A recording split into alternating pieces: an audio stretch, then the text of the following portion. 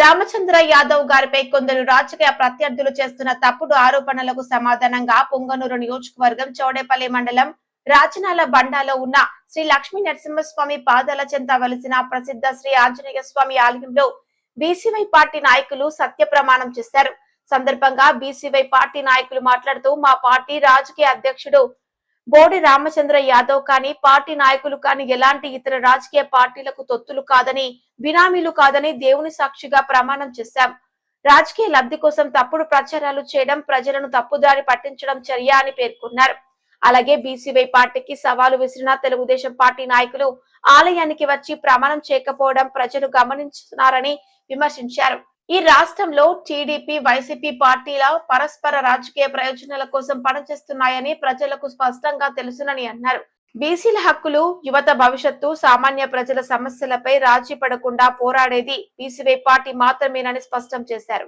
కార్యక్రమంలో BCY party PSC committee సభ్యులు పాల Ramesh Yadav, Poola Prem Kumar, BCY youth co convener, Punganur నియోజకవర్గ ఇన్ఛార్జ్ హరిబాబు యాదవ్, సురేష్ యాదవ్, కుమ్మర గిరిబాబు, శివకుమార్, వెంకటేష్ యాదవ్, చలపతి, రెడ్డివారి మోకన్, స్వాతి ప్రసాద్ తదితర నాయకులు కార్యకర్తలు పాల్గొన్నారు.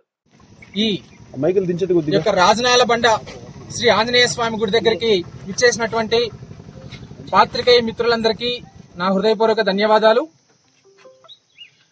ఇప్పటికే అందరికీ తెలిసిన విషయమే, భారత చైతన్య యువజన పార్టీ రాష్ట్ర అధ్యక్షులు శ్రీ బోడే రామచంద్ర యాదవ్ గారు వచ్చేటువంటి అకాడమిక్ ఇయర్ కైనా సరే చట్ట ప్రకారం ఆర్టీఈ చట్టం ప్రకారం విద్యార్థులకు ఏదైతే 25% చట్ట ప్రకారం ఇవ్వాల్సినటువంటి ఉచిత చదువు 25% మంది విద్యార్థులకు ఇవ్వాలో ప్రతి విద్యా సంస్థలోన ఆ యొక్క అంశం పైన శ్రీ బోడే రామచంద్ర యాదవ్ గారు ప్రభుత్వాన్ని డిమాండ్ చేయడం జరిగింది.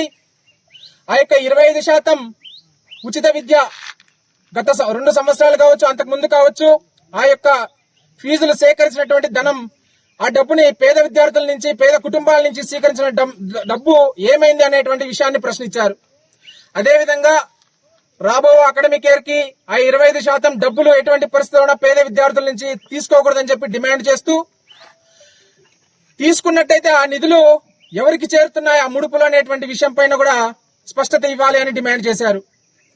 ఈ విషయం పైన ఇప్పటికే రాష్ట్ర వ్యాప్తంగా ఉన్నటువంటి జిల్లా కలెక్టర్లకు నివేదిక వినతి పత్రం ఇవ్వడం జరిగింది.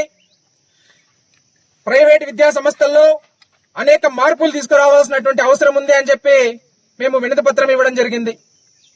ఈ సందర్భంగా మా నాయకుడు మాట్లాడిన తర్వాత పుంగనూరు నియోజకవర్గంకి సంబంధించినటువంటి ఒక టీడీపీ సీనియర్ నాయకుడు మా నాయకుడిని అనుచిత వ్యాఖ్యలు చేయడం, అదేవిధంగా వ్యక్తిగత దూషణకి పాల్పడడం జరిగింది.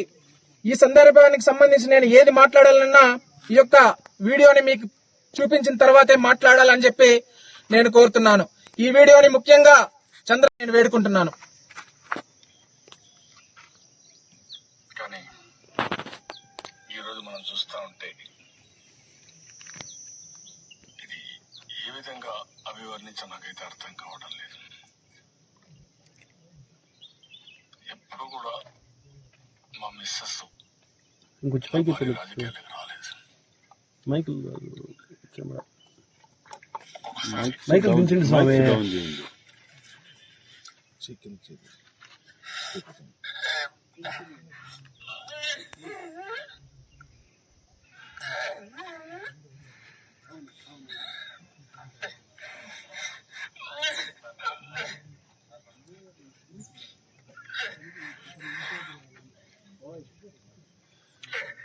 ఇంతకన్నా చంద్రబాబు నాయుడు గారి యొక్క శ్రీమతిని వైఎస్ఆర్సీపీకి సంబంధించినట్టు వంశీ అసెంబ్లీలో మాట్లాడితే ఆ తర్వాత చంద్రబాబు నాయుడు గారు ప్రెస్ మీట్ పెట్టి ఎక్కి ఏడ్చినటువంటి విషయాన్ని మనం అందరం చూసాం. టీడీపీ నాయకులకు, వాళ్ళ లీడర్లకు సంబంధించిన కుటుంబంలో ఉన్నటువంటి స్త్రీలు అయితే ఒక రక్క, భారత చైతన్య యువజన పార్టీకి సంబంధించిన నాయకులు, కార్యకర్తలు, వాళ్ళ కుటుంబంలో ఉన్నటువంటి స్త్రీల గురించి ఒక ఆలోచన ఉంది అనేటువంటి విషయాన్ని నేను ఇక్కడ స్పష్టం చేస్తున్నా. ఏ మాత్రం నారా లోకేష్ గారిని నేను ప్రశ్నిస్తున్నా, పుంగనూరు నియోజకవర్గంలో మీ పార్టీ వాళ్ళు వైఎస్ఆర్సీపీతో రాజకీయ వ్యభిచారం చేస్తూ లోపాయికారి ఒప్పందాలు చేస్తున్నటువంటి విషయాన్ని మీరు ఇప్పటికైనా మీ దృష్టికి తీసుకొస్తున్నాను. నిన్న మొన్న కూడా ఒక ఆడియో రిలీజ్ చేశాము. వైఎస్ఆర్సీపీ నాయకుడు టీడీపీ లీడర్ మాట్లాడుకున్నటువంటి విషయాన్ని. ఇలాంటి చీకటి ఒప్పందాలతో టీడీపీ వైఎస్ఆర్సీపీ పనిచేస్తున్నటువంటి విషయాన్ని మనం అందరం గమనించాలి. ముఖ్యంగా ఈరోజు మధుసూదన్ రాయల్ నీకే చెప్తున్నా, మా నాయకుడికి సంబంధించినటువంటి వ్యక్తిగత విషయాల్లోకి వెళ్తే, మా పార్టీకి సంబంధించినటువంటి కుటుంబ సభ్యుల స్త్రీల విషయానికి నువ్వు వెళ్తే నాలుక కోసేస్తానని చెప్పేసి నీకు హెచ్చరిస్తున్నా. చంద్రబాబు నాయుడు గారు ఒక్కసారి ఆ వీడియోలో ఎలా ఏడ్చాడో చూడు. నీ కుటుంబ సభ్యుల గురించి నేను మాట్లాడొచ్చు, కానీ నాకు మాట్లాడేటువంటి నీచమైనటువంటి స్థాయి కాదు. కాబట్టి పుంగనూరు తెలుగు తమ్ముళ్ళందరూ కూడా ఇట్లాంటి వ్యక్తిని గమనిస్తున్నారు. నిజాయితీగా టీడీపీ కోసం పనిచేసే నాయకులు, కార్యకర్తలు నాకు ఫోన్ చేసి నన్ను కలిసి సంప్రదించి ఏం చెప్పారంటే, ఇలాంటి నీచుడి వల్ల మా పార్టీకి చెడ్డ పేరు వస్తుంది, కుటుంబ సభ్యుల గురించి మాట్లాడటం ఎంతవరకు కరెక్ట్ కాదు. మా నాయకుడు చంద్రబాబు నాయుడు యొక్క శ్రీమతి గురించి మాట్లాడిన దానికి వైఎస్ఆర్సీపీని రాష్ట్రంలో 11 సీట్లకు పరిమితం చేశారు. ఇలాంటి వాడి వల్ల టీడీపీ కూడా అదే గతి పట్టేటువంటి పరిస్థితి వస్తుందేమో అంటున్నారు.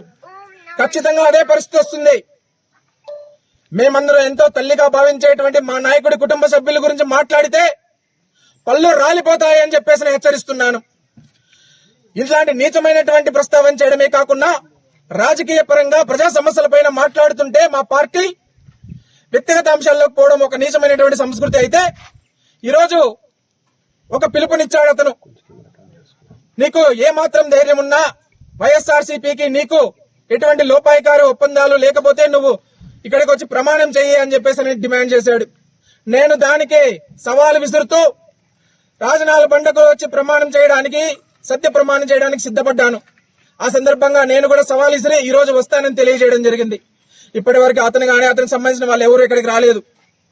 అయితే ఇక్కడ నేను దేవుడి దగ్గర ఈ రోజు ప్రమాణం చేయకపోయినప్పటికీ నేను శనివారం మళ్లీ వస్తాను. నీకు మళ్లీ ఇంకో అవకాశం ఇస్తున్నా, నిరూపించుకో నీ చిత్తశుద్ధిని. నేను రావడానికి సిద్ధం. మళ్లీ శనివారం ఉదయం 10 గంటలకు నేను రావడానికి సిద్ధం. ఇప్పుడు దేవుడి ఎదురుగానే చెప్తున్నాను, లోపల చెప్తే ఒకటే బయట చెప్తే ఒకటి కాదు. ఇప్పుడు నేను చెప్తున్నాను, ప్రమాణం చేస్తున్నాను, నాకు గాని మా అధినాయకుడికి గాని గ్రామ స్థాయి నుండి మండల స్థాయి, నియోజకవర్గ స్థాయి, జిల్లా, రాష్ట్ర స్థాయిలో ఎటువంటి వ్యక్తికైనా సరే, వైఎస్ఆర్సీపీ వ్యక్తికి, జగన్మోహన్ రెడ్డికి అయితేనేమి, పుంగనూరులో ఉన్నటువంటి పాపాల రెడ్డి గారికి అయితేనేమి ఎటువంటి లోపాయికారి ఒప్పందాలు లేవని ప్రమాణం చేస్తున్నాను. ఎటువంటి రాజకీయ ఒప్పందాలు గాని, లోపాయికారి ఒప్పందాలు గాని, చీకటి ఒప్పందాలు గాని నాకు గాని మా నాయకుడికి గాని లేవని చెప్పి ప్రమాణం చేస్తున్నాను. నేను శనివారం మళ్లీ ఇక్కడి సంప్రదాయాల ప్రకారం శనివారం మాత్రమే ప్రమాణం చేయాలి కాబట్టి మళ్లీ ఇక్కడికి వచ్చి ప్రమాణం చేయడానికి కూడా నేను సిద్ధంగా ఉన్నాను. ఈ సందర్భంగా నియోజకవర్గ ప్రజలందరికీ ఒకటే తెలియజేస్తున్నాను, మనమందరం ఒకసారి పెనుములోకి ఇంకొకసారి పొయ్యిలోకి పడి మన జీవితాలని, మన భవిష్యత్తు తరాల వాళ్ళని మా నాయకుడు వాళ్ళకు బినామీ వీళ్లకు బినామీ అని చెప్పి మాట్లాడాడు. ఈ అంశంపై ప్రమాణం చేస్తున్నాను. మా నాయకుడు ఎవరికి బినామీ కాదు అని పలుమార్లు తెలియజేశారు. ఈ ఆరోపణ చేసే వాళ్ళని ఒకటే, మీది సక్రమైన జన్మే అయితే ఆధారాలతో నిరూపించి ఆ తర్వాత ఈ విషయాన్ని మాట్లాడాల్సిందిగా హెచ్చరిస్తున్నాను. ధన్యవాదాలు.